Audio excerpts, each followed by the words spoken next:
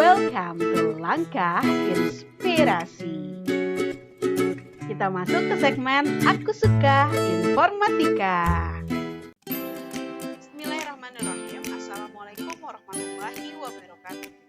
Ya, pada video kali ini kita akan membahas dua fungsi pengolahan angka, yaitu adalah VLOOKUP dan HLOOKUP.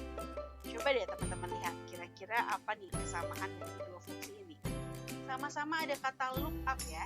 Apa sih artinya dalam bahasa Indonesia? Mungkin bisa ya teman-teman yang jago bahasa Inggris nih pasti tahu nih. Lookup itu melihat ke atas gitu ya. Atau bisa diartikan secara umum adalah melihat. Nah, apa nih yang akan dilihat dari VLOOKUP dan HLOOKUP pada pengolahan data?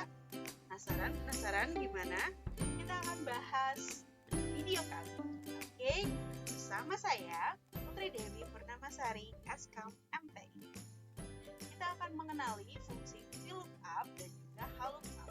Dan tentunya di akhir kita akan melatih diri kita nih semua bareng-bareng untuk menggunakan fungsi VLOOKUP dan HLOOKUP pada Microsoft Excel. Ya, siap semuanya? Oke, yuk kita kenalan yang pertama yaitu fungsi VLOOKUP. Fungsi VLOOKUP itu digunakan untuk apa sih? Digunakan untuk mencari data, melihat data pada suatu tabel yang lain berdasarkan rujukan tertentu yang kita punya. Misal kita punya tabel nih, tabel utama yang warnanya hitam untuk pengolahan data kita. Nah, ada sebuah rujukan berupa kode yang bisa kita gunakan untuk melihat tabel yang lain. Tabel yang lain ini biasanya adalah tabel-tabel master ya teman-teman. Maksudnya apa Bu tabel master? Tabel master itu yang berisi detailing tentang sesuatu. Bisa itu tabel master barang atau tabel master siswa gitu ya. Atau bisa juga tabel master karyawan atau dan lain-lain. Untuk kehidupan nyata gitu ya. Ini diilustrasikan ketika pada mesin kasir gitu ya. Ketika teman-teman melakukan pembelanjaan. Misalnya kalian membeli susu, terus ciki gitu ya, atau gula, kopi gitu ya. Nah, biasanya kan kalian mengantar seluruh barang ke kasir. Lalu kasir ngapain tuh teman-teman? Benar, kasir melakukan scan kode barang ya. Terus biasanya habis scan diapain lagi? Input jumlah pembelian. Lalu dilakukan total penjumlahan yang harus dibayarkan oleh customer-nya gitu ya. Nah, untuk fungsi VLOOKUP dan HLOOKUP itu ada pada yang ibu Waltin ini ya. Mohon maaf. Nah, ini ya, kasir melakukan scan code barang. Jadi di sini ada kode yang kita punya tadi. Kode tersebut digunakan untuk melihat tabel yang lain untuk mendapatkan data detailnya dari kode yang kita punya. Oke, contohnya seperti ini. Misal kita punya kode barang 123 gitu ya teman-teman. Tapi kita nggak tahu nih kode barang 123 itu namanya berapa, harganya berapa gitu ya. Nah, untuk detail nama barang, harga itu ternyata ada di tabel master barang. Sehingga kita menggunakan kode yang kita punya untuk melihat tabel master barang dan mengembalikan nama barang dan harga kepada tabel utama kita, tabel transaksi kita. Itu ya, itu ilustrasinya. Di mana VLOOKUP itu digunakan untuk mencari apa sih gitu nama barangnya atau apa sih harganya gitu ya dari tabel master yang ada. Seperti itu. Oke, bagaimana rumusnya? Rumus penggunaannya adalah sama dengan VLOOKUP dalam kurung ABCD alias ada 4 nih inputannya teman-teman. Terus jangan lupa diakhiri oleh tutup kurung. Nah, inputannya itu apa aja? A itu apa, B apa, C apa, D apa? Itu bisa dilihat di sini bahwa A adalah alamat sel rujukan alias kode yang kita punya, gitu ya. Terus B itu alamat range tujuannya. Alamat range tujuannya tuh adalah tabel master, data tabel master yang kita punya. Terus yang C, kolom yang akan diambil hasilnya. Tadi kan misalnya kita mau mengambil nama barang atau harga gitu ya dari tabel masternya. Jadi misal deh contohnya kita mau ngambil nama barang. Nah, untuk nama barang kira-kira di tabel masternya ada di kolom nomor berapa gitu ya. Misalnya di kolom nomor 2, sehingga itulah yang kita inputkan pada rumus VLOOKUP-nya. Terus yang terakhir adalah range lookup. Itu biasa bernilai true atau false. Itu tergantung sama kode yang kita punya, teman-teman ya. Ketika kodenya itu benar-benar sama banget gitu ya, maka nilainya true. Tapi kalau kode yang kita punya tuh, misalnya yang kita punya adalah A kecil, ternyata tabel master kita punyanya A gede gitu, atau ya pokoknya nggak sama banget gitu ya, boleh kita pakai false. Tapi untuk kesepakatan kita bersama di latihan-latihan yang akan kita gunakan, yang akan kita lakukan ke depan, kita sepakat untuk menggunakan true saja ya teman-teman, untuk memudahkan gitu. Oke, balik lagi, VLOOKUP tuh ada 4 inputannya, A, B, C, dan D. Diingat-ingat ya bagaimana inputan dari rumus VLOOKUP. Oke, di sini ada contoh soal VLOOKUP ya, teman-teman. Misal kita punya tabel pembelian nih, tabel pembelian Putri dan tabel pembelian Adit gitu ya. Nah, ternyata Putri membeli 4 barang. Barang A1 sejumlah 2 dan barang A3 sejumlah 2 ya, teman-teman. Nah, tapi di tabel sini, tabelnya Putri ini, dia tidak tahu nama barangnya apa sih A1, pun juga harga nggak tahu nih, harganya tuh apa gitu ya, berapa gitu maksudnya. Nah, caranya gimana biar bisa tahu? Kita menggunakan rumus VLOOKUP nih teman-teman. Dari apa? Dari kode yang kita punya. Jadi kodenya kita lihat di tabel masternya gitu ya. Nanti di sini ada nama barang dan harga yang bisa kita lihat. Apa sih nama barangnya untuk A1 dan apa sih harga berapa sih harganya untuk kode A1, seperti itu. Pun juga dengan tabel pembelian dari Adit ya. Dia membeli 6 buah barang, A21, A43, dan A5 tuh 2. Nah, tapi ini nggak tahu A2 tuh nama barangnya apa, harganya berapa. A4 nama barangnya apa, harganya berapa. Pun juga dengan A5 dia nggak tahu. Jadi dia menggunakan kode rujukan ini untuk melihat ke tabel master, dan tabel master akan memberikan harga barang dan nama barang sesuai dengan permintaan yang kita tuliskan pada rumus VLOOKUP dan HLOOKUP-nya nanti. Seperti itu. Kita kerjakan bersama yuk pada Microsoft Excel. Silahkan dibuka latihan soal VLOOKUP. Oke, ini jawaban dari soal VLOOKUP penjelasan sebelumnya ya, bahwa untuk melihat nama barang dari kode A1 itu apa rumusnya? Itu adalah sama dengan VLOOKUP, terus buka kurung. Masih ingat ya, ada 4 yang harus diinputkan. Yang pertama adalah sel rujukan yang kita punya. Yang kita punya di tabel pembelian Putri apa? Yaitu kode A1 ya. Sehingga kita tuliskan alamat selnya dari A1, yaitu E3. Gitu ya teman-teman ya. E3, oke.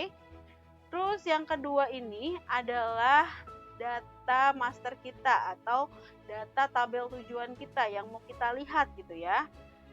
Maka diisi A3 sampai C7 gitu ya. Terus untuk inputan ketiga nih, angka 2. Dapat dari mana Bu angka 2? Itu lihat tabel master kita bahwa yang pertama itu kan adalah kode barang nih ya. Kolom pertama kode barang, kolom kedua nama barang, dan kolom ketiga adalah harga. Seperti itu ya teman-teman. Dan karena yang diminta adalah nama barang, sehingga kita tulisin bahwa dia itu ada di kolom 2. Sehingga di kolom 2 ya. Ditulis di sini 2. Terus yang terakhir adalah true atau false, kita sepakat untuk menuliskan true. Seperti itu. Coba ya, kita coba simulasi. Sama dengan VLOOKUP. VLOOKUP apa? VLOOKUP dari kode yang kita punya. Di sini E4 ya. Terus tabel tujuannya, yaitu A3 sampai C7. Terus kolom indeks yang mau kita lihat ya, karena kita mencari nama barang berarti ada di kolom ya betul, kolom kedua. Terus true. Oke, jangan lupa di enter, maka dia menghasilkan nama barang untuk kode A3, yaitu pulpen gitu ya. Oke, kita coba lagi sekarang untuk yang harga nih. Oke ya. Sebelum masuk contohnya, kita lihat dulu di sini. Bedanya sebenarnya sama nih ya, rumusnya sama, cuma bedanya untuk inputan ketiga. Untuk nama barang dia menggunakan angka 2 dan untuk harga dia menggunakan angka 3. Kenapa coba teman-teman? Karena di tabel masternya sini, nama barang ada di kolom kedua dan harga ada di kolom ketiga. Itu ya. Semoga teman-teman paham nih. Kita coba ya. Sama dengan VLOOKUP ini bisa huruf kecil atau huruf besar. VLOOKUP apa? VLOOKUP dari si kode yang kita punya E4. Terus splitternya ya. Ini di sini pakai titik koma, misalnya teman-teman di Excel-nya tuh pakainya koma gitu ya. Jadi tinggal diganti aja titik koma menjadi koma gitu ya. Terus yang kedua adalah inputannya adalah ini ya, data tujuan kita yaitu A3.2 C7. Terus yang ketiga adalah kolom indeksnya, karena harga ada di kolom ketiga maka kita tuliskan 3. Terus value-nya adalah true, tutup kurung. Nah, sehingga muncul deh harganya 3.000. Seperti itu. Lalu untuk total harganya seperti perkalian biasa ya, hanya G3, ini yang ini, dikali dengan jumlah. Kalau berarti untuk yang baris kedua nih pulpen berarti 3.000 kali 2, 6.000 gitu yang harus dibayarkan. Lalu untuk jumlah pembelian, tinggal pakai rumus sum aja untuk menambahkan semuanya gitu ya. Berarti sum I3 sampai I4. Kayak gitu. Mudah-mudahan paham nih teman-teman semua. Oke, selanjutnya untuk tabel pembelian Adit ya. Sebenarnya di sini rumusnya sama ya. Ini intinya seperti ini. Tapi kenapa tadi ditambahin dolar gitu ya? Ditambahin dolar karena coba deh nih ya, Ibu kasih contoh. Misal kayak gini. Nah, kan udah bener nih rumusnya, ya kan?